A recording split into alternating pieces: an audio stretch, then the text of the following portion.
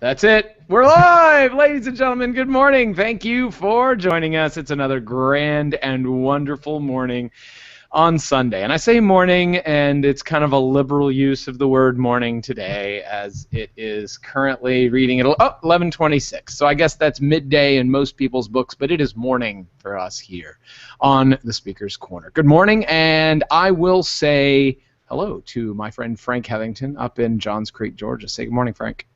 Hello, Jeffrey. How are you? Very, very, very, very, very well. Very well. I have a question for you. By the way, my name is Jeff Wheeler in the shadow, which is not truly shadowed today because we are overcast. So it's really in the Gold Dome worthiness ofness. So what were you going to say, Frank? Well, we have to thank Ziggy behind the boards, first of all. Yes, and thank Ziggy for taking her time behind the boards to support us in our endeavor to make a show, a speech, a version for all of you. So my question, because I am not a technophile like you are. Yes? I would have to say of the panel, I would defer to you on most technological advancements.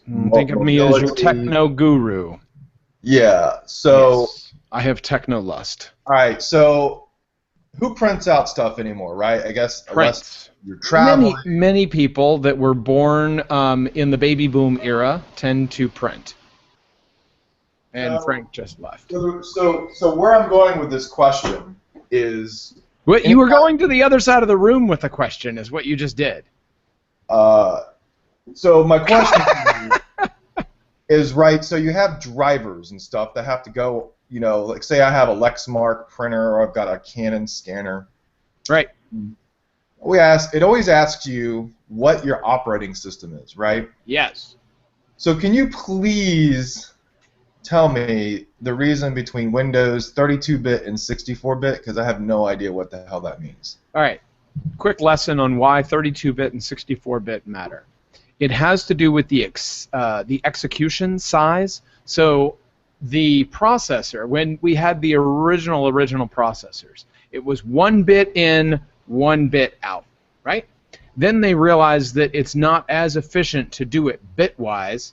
You can't really get any computing going because then you have a really long queue of very single bits, okay? And you can really only do a couple of functions, and, nor, XOR, these kinds of things in bitwise computations. They then realized, okay, we're going to be a whole lot better if we're able to compute numbers at a time. So now we can compute a number. Originally, that was 8-bit numbers. So that's 0 to 255, or 0 to 254, 253, maybe. No, 255, 0 to 255. And then we can do each one of those chunks at a time, and that was the 8088 processor was able to do bitwise calculations in 8-bit format, which means you could do any number all up to a 255 versus any other number at 255. That is an 8-bit processor. That allowed us to have color graphics because you can do different colors along that spectrum and make each one of those numbers from 0 to 255 be color. But if you remember what the Nintendo looked like, there was only a certain palette of colors, right? My head's already exploding, dude. I'm giving you the whole lesson. It'll only be another 60 seconds. So just like our graphics went from only having 255 colors to having millions and millions of colors when you go up to the next bit at 16-bit processing, right? Now it takes a number of 16 bits, which is 0 to 32,767, and it allows you to do calculations of those two numbers against each other, right? And then we moved, that's the 16-bit. Then you move up to the 32, you get another order of magnitude bigger, if you will. It gets significantly bigger every time you do this. Then you go up to the next one, which is 64-bit addressing, and that allows you to get up even bigger than that. And the key crux of 64-bit computing is that when you have very large chunks, it makes it much more efficient to do the computing. But when you do small chunks, you get basically no gain in a 64-bit processing. The only benefit in years in my life which normally has very small numbers that are being calculated repetitively. The only benefit is that you can have more of them going on at the same time. So, back to your driver question. 64-bit and 32-bit drivers are based and fundamentally speaking the hardware language, right? So the assembly code only works if you assume the correct address size. So if somebody told you what the address of the first bit of memory is and the next bit of memory, you have to know what the size of each chunk is to know what the next bit of addressable memory is. So for it to speak the right assumptions, you have to know what its bit processing is. All right, so it's kind of like going to a giant UPS factory that's sorting delivery boxes out, and the delivery boxes could be multiple sizes, and it's all about sequencing the size of the box in order to make it more efficient to put into the truck to go to the right address. Close. More like the address on the front of the box, no matter how big it is either in FedEx code number or in UPS code number, and they have a shared warehouse, right? And you have to know which line to put them on, right? Do you put them on the FedEx line so that the scanners over there know the language, or do you put them on the UPS so you know you got the 1Z number that goes through, blah, blah, blah, right? All right. So that's kind of what it is. And there is your description of something useless and pertinent. Speaking on the technology front, there was another thing that was released this past week. Sunday, in John Oliver's show last week tonight, spoke to Edward Snowden. And if you have not seen the piece, you should. Oh, it is hilarious because the guy flies, what is it, 12, 13 hours direct to Moscow, and he's just doing his touristy thing in Moscow, and of course everybody is sullen, and they're just not very happy because there's really nothing else to do in Moscow besides drink and join the KGB. But he gets into this room, and I guess it's in some really nice hotel, and of course across the street is the KGB offices. Yep. And the whole time he's freaking out, and I'll let you come back with this, but it was funny to me that I don't know if he staged this or if this is how this went down, but he was 2 hours late to the interview. Exactly. And then the skeptic of me is like, all right, well that was totally planned, and then I'm like, no, I actually think this was kind of ad-libbed at the time to make it even more funnier. Right. And John Oliver does a great job of doing that. But the point of his interview was, okay, we realize this thing that Edward Snowden brought up is a big deal. Problem is it doesn't have the right kind of traction. There's a lot of us freaks and geeks out there who know a lot about what it is, but the average American on the street has no frickin' clue. And the reason is because Edward Snowden spoke in the kind of language I just did, which is very precise and geeky, right? And most people don't understand that. And John Oliver basically said, hey, look, if you take your America, or the NSA is spying on you, and break it down to dick pics, then everybody's gonna get it. That's how you need to break this down so that every average American understands it. Basically, the government can snoop on and steal your dick pics. And would you like the government to be able to steal your dick pics? At the end of the day, break it down to a penis. That's correct. Broken penis. Yeah. That's what we do here on the Speaker's Corner. Happy Sunday. I tried to watch as much as I could of the interview, but I thought it was actually kind of exceptional. I mean, logistically speaking, for that crew, for HBO, I guess whoever even runs, meeting up with him, because he's a fugitive to the United States government. Oh yeah, absolutely. How the heck does HBO as a corporation, or whoever the parent company of HBO is, I don't even know. HBO. How can they even? I mean, I believe they must not be an American. They might not be incorporated in America for that reason. Why? Why? I don't know. Why wouldn't they be able? They're journalists talking to a news outlet. There is protection against them being prosecuted by the U.S. government for being a journalist. them to get prosecuted, knowing what an alleged fugitive is, I would think the creators of the show or whoever designed the logistics to meet up with him in Moscow, they might be subject to subpoena order to find out exactly where he was at that particular time to get him back into America. Yeah, I can't imagine. What having to do. Think about Edward Snowden's point of view. I can't imagine that they're going to be that risky that interview was. Oh, it's a risky interview because now they're on a list, and the NSA will be watching them with every bit of their existence to see when they screw up, when they can catch them in something that's gonna. It just blows my mind. It just blows my mind. He has a huge pulpit right now. John Oliver has an enormous pulpit. And so since he has this powerful pulpit, why in the world would the NSA attack someone who has a powerful pulpit? Because all of a sudden John Oliver's not doing his show anymore that he was doing once a week because he's in jail? Oh, how's that going to play? No. I wasn't suggesting that he would be in jail. I was suggesting that whoever orchestrated the attempt to go meet with him in Moscow, they would be put under pressure to reveal how they got in contact with him and so forth. And I can only imagine that Edward Snowden was careful about that. Jeff, I'm willing to bet, and I mean, maybe this is me with my tinfoil hat coming out. I'm willing to bet there might be something behind the scenes of what's going on. They were somewhat in contact with somebody in the government to meet up with this guy. I mean, that kind of stuff does not just happen. I disagree. I think the government does not want this to happen, especially the NSA.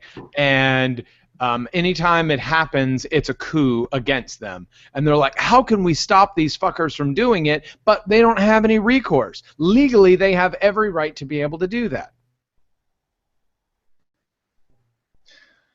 Well, and the only thing that's protecting these guys is a large pulpit.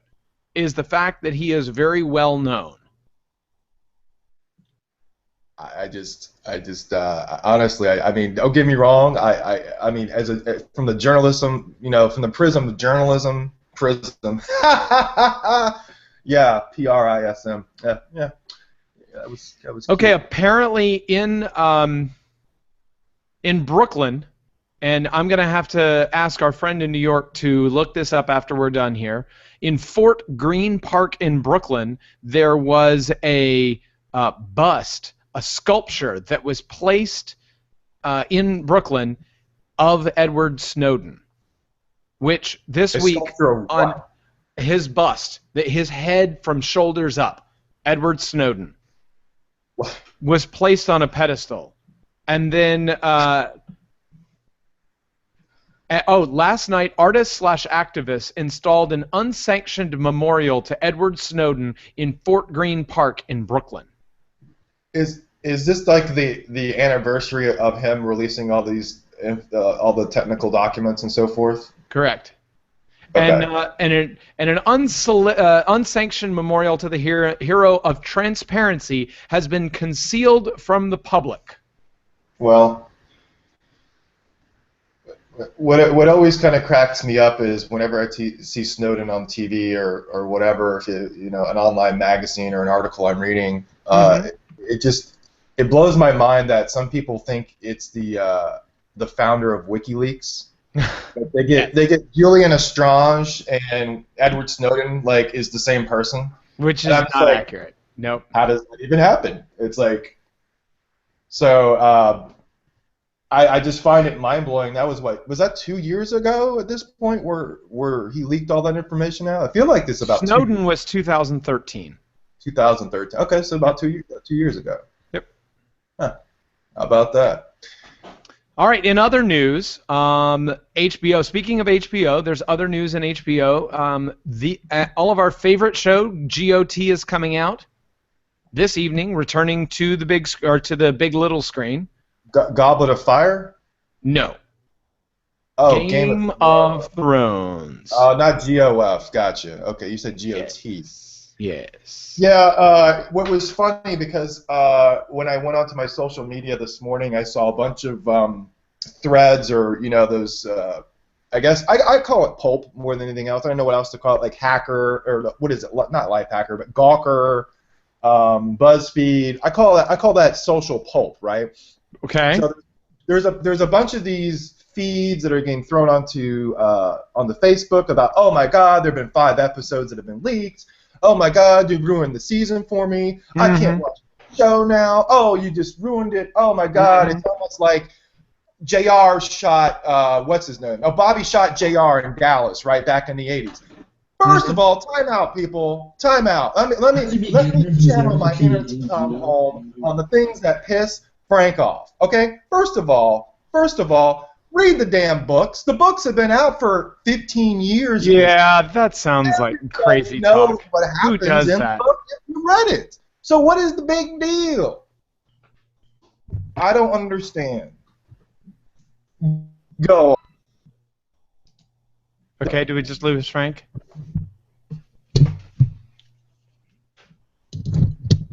Hackers got me. Yeah, did the hackers get you? Tell you, man. Uh-oh. Ever since we had that podcast on Scientology, I swear to God. Seriously, I think that the Scientologists are in on the. I got another piece ruckus of literature in the mail yesterday. Another piece of literature in the mail. Really, from the Scientologists? From the Scientologists again. Oh. But seriously, I mean, if you want to read the books and find out what happens, and I'm halfway through the 4th book. I haven't even finished the next season. I believe that's coming up is. I mean, they're running out of time because of George Martin. I mean, he hasn't even finished book 6, and I think he wants to do 8 of these books in the entire chronicles of everything. And they're running out of material at this point. Because dude seems to not be writing books right now. I don't know where Yeah, dude but is. it's too big of a deal. They'll just make up something. HBO has good writers. Come on. They'll figure it out. Oh, in other news, our New Yorker has joined us. Good morning, Thom. That's a great magazine, by the way. New Yorker?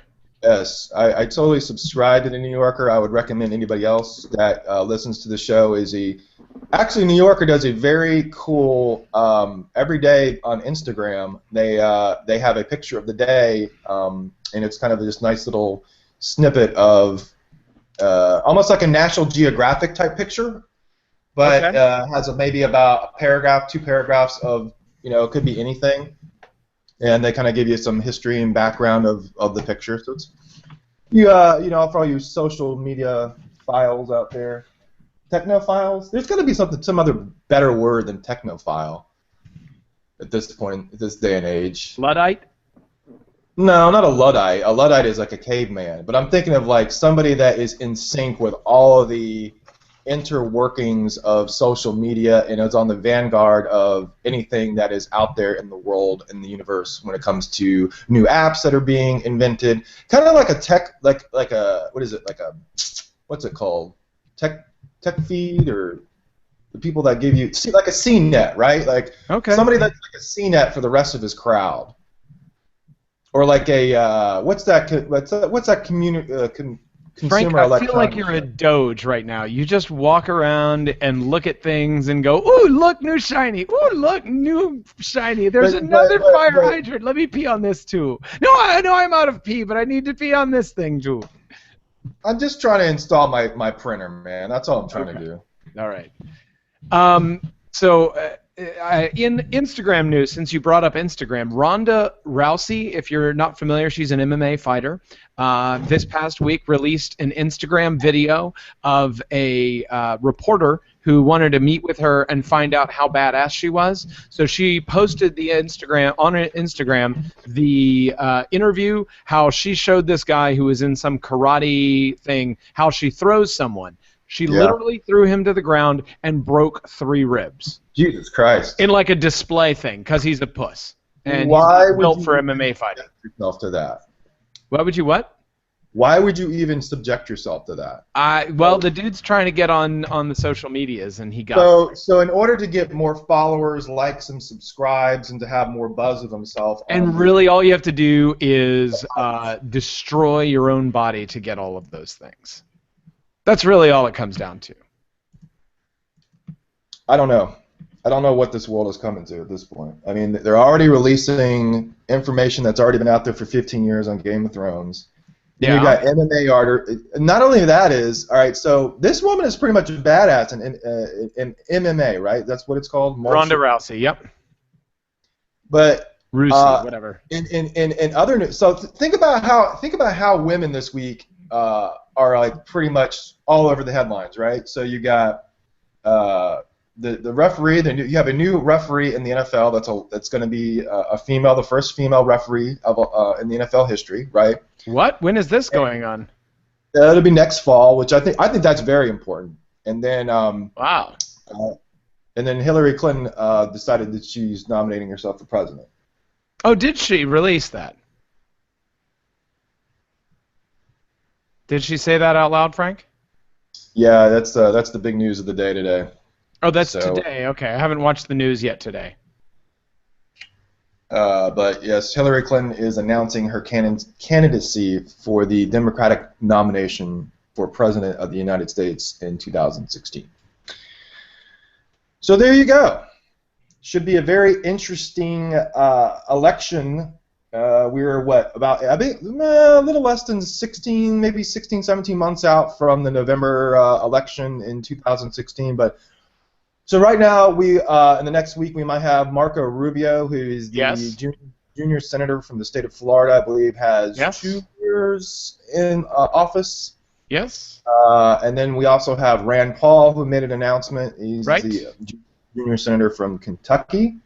Which is he's being lauded as too weak because he's not really staying true to his original concept of how and what his candidacy should be based on. Now he's trying to go a bit more streamlined and a bit more mainlined, which people are kind of balking at, where he's trying to actually win this thing by being softer on his issues, which I think is going to hurt him in the grand scheme.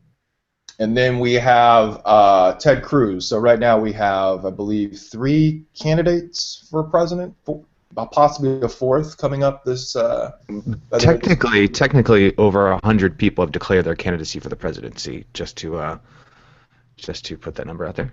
Really, 100 people? They're not necessarily on every state ballot, because you can run for president and be on one state ballot, as opposed to, i.e. a state primary. So there's more than 100 candidates currently. That makes me want to run for president just to put it on my resume.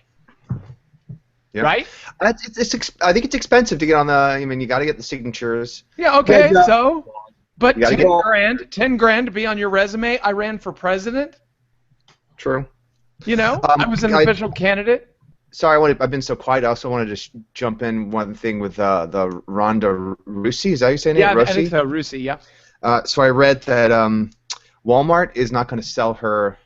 Someone tweeted this. Walmart is not selling her autobiography or biography because it's too, quote, violent. And yet, but Walmart sells Grand Theft Auto. Yes. There you go. And back in the day, they used to sell Mortal Kombat, which is rough. Yeah. Rough. And I'm sure you walk through there. I mean, this is all the same thing with Walmart, where they wouldn't sell CDs because of explicit lyrics, and yet you could walk into their DVD section and pick up Pulp Fiction. Basic Instinct or Pulp Fiction. Yeah, exactly. Yeah, it's like, all right. Yeah, well, I've boycotted Walmart since 1993 when they boycotted NWA on me. You've been to Walmart, Frank. That is a lie. Hey, man, I'm just trying to fight the powers that be. Fight the power! Tom, have you seen or heard of the statue of Edward Snowden in Brooklyn? I've heard of it. I didn't see it. Okay. All right. I saw a picture of it.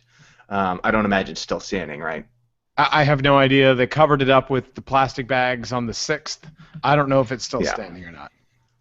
Yeah. I'd imagine they would have gotten rid of it, but there used to be a in Greenpoint near McCarran Park. There was a mural of Manning. Manning? Eli Manning? No, the the army sergeant who leaked all the cables to WikiLeaks. Okay. Is it Cheryl Manning? Don't know the name, to be honest. Anyway, there was a mural of he in his uniform. Oh wow. So you mean like a mural, like on the side of a street, like art, like graffiti? Yeah, on the side of a building. Yeah. Wow. Did you have another topic? I don't even know what the heck y'all are talking about. I did see that there was a big rally for former Secretary Clinton here in the city. Okay. I happened to be out in the city yesterday, so I saw some people with stickers, and Kate knew where they'd come from. And this might be my really very quickly things that pissed Thom off that shouldn't piss him off. So I was listening to the rally this morning on the news, tape from yesterday, and so there was a spokesperson. It was a rally to bring out the faithful. And so that this person was saying, Hillary, we want you to know that we love you and that you're not alone. And I turned to Kate and I said, I'm sorry, is she running for president or stuck at the bottom of a well? Right. What is that line? We love you and we want you to know you're not alone. What? God. Really confused. Yeah. It's like, is she okay? Well, but anytime you see one of these political pep rallies, what they actually say in words always seems silly. If you go back and look at the transcript and read transcripts of what people are saying, it's like, yeah. What do you think? Like the whole joke about the Rand Paul rally, which went on for an hour and a half before he showed up. Right. I think the Daily Show skewered it because it was just like, is he even there? What's going on? How many special guests can you have? There you go. Anything people are looking forward to in life this coming week? I'm looking forward to the 15th. Why what happens on the 15th? That's when he gets in line at the post office to... no, I'm actually delaying my taxes. I always delay my taxes every year. Do you? Well, if you have to pay, that's a good idea. If you get your money back, you're kind of an idiot. I never get any money back. Breaking even. Breaking even is good stuff. Is that what you're doing? It looks like it. We're filing jointly over here for the first time, which is nice. Why I have yet to do mine, and I think we're canceling each other out. Okay. So, yeah, I always try to shoot to break even. So there's, apparently, besides my birthday being this week, yes? It's also Thomas Jefferson's birthday, I'm advised. CD's giving us some info on the 13th, which is tomorrow. So, happy birthday, slave having, slave raping Thomas Jefferson. Yes. To the father of eloquent short statements that are lauded and illegitimate with slave children. Thomas Jefferson had a very interesting idea on debt I was reading this past week, and I have no idea where I saw the article, but essentially he said that anybody that was dead, you should not carry over their debt. So, who said this? Anyone that was dead? So anyone that was dead, had deceased, that was no longer living on this planet, they were no longer. So what I mean by that is, say if you are a farmer, right, in the rural 1800s in Virginia, say if you were trying to get your farm together, the father of the property dies, so the son inherits it. So the son should not take on the father's debt. That was his point, because the father is no longer living on the planet, and natural rights only refer to a living, breathing human being. Wow. I had never heard that before. It's almost revisionist history, I know, but I was like, oh, that's interesting. I don't even know where I read it, but I was like, oh, never heard that before. There you go. Okay, what about the undead? What about the undead? Did he say anything about the undead and their dead? Or the risen dead, as in zombies. And did he say anything about them? No, nothing about them. Don't ever rule out those zombies. There's a real threat there. Zombies and vampires. Yeah. Man, seriously. On a completely unrelated note, with no segue whatsoever, the new Google Now app, if you update it, will allow you to put nicknames in for people in your contact list, as well as have inside data inside of the other apps that make it available. So, like, if you wanted my nickname on your phone to be Jerkazoid, you could say call Jerkazoid, and that would show up on that would call me if you had that set up as a nickname. That's it. There you go. That's what you're looking forward to this week? No, I guess that's really... Well, it's your birthday, so really I was looking forward to having an entire celebration in your honor. Oh, you kid. Okay, Google. Is it okay if we have a celebration in your honor? And I pour one out for the homies? You may do that. You may indeed pour one out for the homie. It says to improve contact recognition, Google needs to use your device for contacts. Update your phone later, dude. Yeah. Jerkazoid. Call Jerkazoid. Not working. It's not working. It's not working. Oh, man. Any other topics that people wanted to chit-chat about? Yes? No? Maybe so? All right. Good talk. Put a bow on it. There you go. Let's put a bow on it. Call it a week. Ladies and gentlemen, thank you for joining us. And as I have said before, and as I will say again, all of these topics are here to make you think, but you do not have to think like me. And you do not have to think like me. Frank? Okay, Google, call Jerkazoid. Okay, that's him thinking. And we'll hope that you come back next week and think about things so that we can talk about things. And come on, hang out.